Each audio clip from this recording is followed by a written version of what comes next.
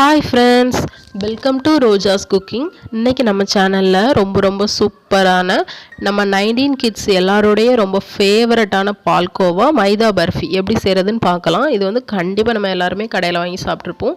இன்னைக்கு வந்து வீட்ல எப்படி செய்யறதுன்னு பார்க்க போறோம். இதுக்கு வந்து நான் ஃபர்ஸ்ட் ஒரு panல ஒரு 1/2 கப் அளவுக்கு நெய் சேர்த்துக்கிறேன்.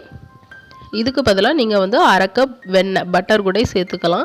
இப்போ இந்த கீ வந்து நல்லா சூடாகட்டும். அதுக்கப்புறமா நம்ம வந்து 1 கப் அளவுக்கு மைதா மாவு சேர்க்கணும். நான் அந்த கிளிப் வந்து மிஸ் ஆகிடுச்சு.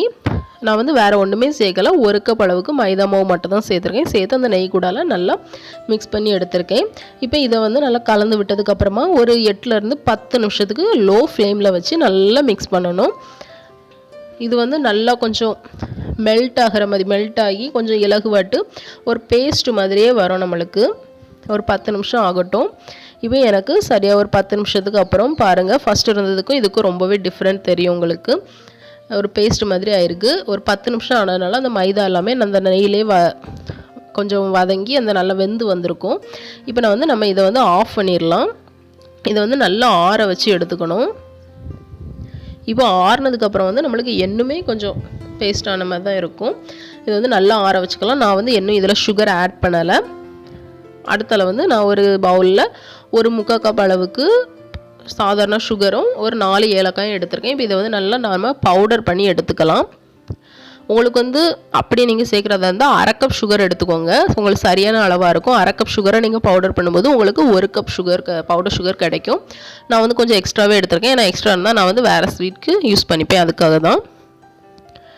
இப்போ இதில் வந்து 1 கப் அளந்து எடுத்துக்கலாம். அடுத்தால இங்கே வந்து நம்மளுக்கு அந்த மைதா கிளறி வச்சுருந்தோம்ல, இது வந்து நல்லாவே ஆறி வந்தாச்சு.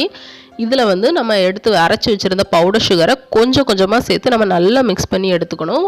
ஒரேடியே சேர்க்கக்கூடாது. கொஞ்சம் கொஞ்சமாக ஒரு 2 ஸ்பூனாக சேர்த்து நல்லா கலந்து எடுத்துக்கோங்க. அந்த சுகர் எல்லாமே அந்த மைதா மாவு கூடால நல்லா மிக்ஸ் ஆகி வரணும். ஏன்னா நம்ம வந்து சுகர் தனியாக சேர்க்கறதுனால நல்லா மிக்ஸ் பண்ணி எடுத்துக்கோங்க. வேறு எதுலேயும் கலந்து வராமல் இருந்துச்சுன்னா நல்லா இருக்காது. எல்லா இதுலேயுமே அந்த ஸ்வீட் வந்து இருக்கணும். இது வந்து நல்ல ஒரு பர்பி செட் பண்ணுறதுக்காக ஒரு அளவுக்கு வரணும். ரொம்ப லிக்யூடாக இருக்கக்கூடாது. உங்களுக்கு ரொம்ப லிக்யூடாக இருக்கிற மாதிரி இருந்தால் நீங்கள் பால் பவுடர் கூட சேர்த்துக்கலாம். இதுக்கப்புறமா எனக்கு வந்து இந்த சுகர்லேயே எனக்கு சரியாக இருக்குது. பாருங்கள் எந்த அளவுக்கு நம்மளுக்கு வந்து திக்காக வந்திருக்குன்னு சொல்லிட்டு. இது வந்து போதும். இதை ஓரமாக வச்சிடலாம். அடுத்தால வந்து ஏதாவது ஒரு பாக்ஸ் எடுத்துக்கலாம். ஏதாவது ஒரு டிஃபன் பாக்ஸோ ஏதோ ஒன்று எடுத்துக்கோங்க. அதில் வந்து கொஞ்சமாக நெய் அப்ளை பண்ணியிருக்கேன், ஒட்டாமல் வரணுங்கிறதுக்காக. அதுக்கப்புறமா நம்ம செஞ்சு வச்சுருந்த அந்த மாவு வந்து நம்ம அதுக்குள்ளே சேர்த்துடலாம். சேர்த்துட்டு ஏதாவது ஒரு ஸ்பூன் ஏதாவது வச்சு நல்லா அதை வந்து செட் பண்ணி விடுங்க. அப்போ வந்து நம்மளுக்கு அது வந்து எடுக்கும்போது அழகாக செட் ஆகி வரும். அதுக்காக தான். இப்போ இதை வந்து நம்ம நல்லா ஏதாவது ஒரு ஸ்பூன் ஏதாவது வச்சு செட் பண்ணி விட்டுடலாம். இப்போ பாருங்கள், இந்த அளவுக்கு நான் செட் பண்ணி எடுத்தாச்சு. அடுத்தால வந்து மூடி போட்டு நம்ம வந்து ஒரு 20லேருந்து 30 நிமிஷத்துக்கு ஃப்ரிட்ஜில் வச்சு எடுத்துக்கணும். அது வந்து அந்த நெய் எல்லாமே நல்லா செட் ஆகி வரும் அப்போ நம்மளுக்கு. இப்போ பாருங்கள், எனக்கு வந்து 20-30 நிமிஷம் ஆயிடுச்சு. இப்போ நீங்கள் தொட்டு பார்த்தீங்கன்னா அது வந்து கொஞ்சம் கல் மாதிரி இருக்கும். ரொம்ப லிக்யூடாக இருக்காது. இப்போ இதை வந்து நம்ம வேறு ஒரு பிளேட்டுக்கு மாற்றிடலாம். மாற்றிட்டு உங்களுக்கு பிடிச்ச ஷேப்பில் நீங்கள் வந்து கட் பண்ணி எடுத்துக்கோங்க. நான் வந்து கடையில் கிடைக்கிற மாதிரி சும்மா க்யூபாகவே கட் பண்ணி எடுத்துக்கிறேன். அப்போ தான் சூப்பராக இருக்கும். நீங்கள் உங்களுக்கு பிடிச்ச ஷேப்பில் வந்து நீங்கள் கட் பண்ணி எடுத்துக்கலாம்.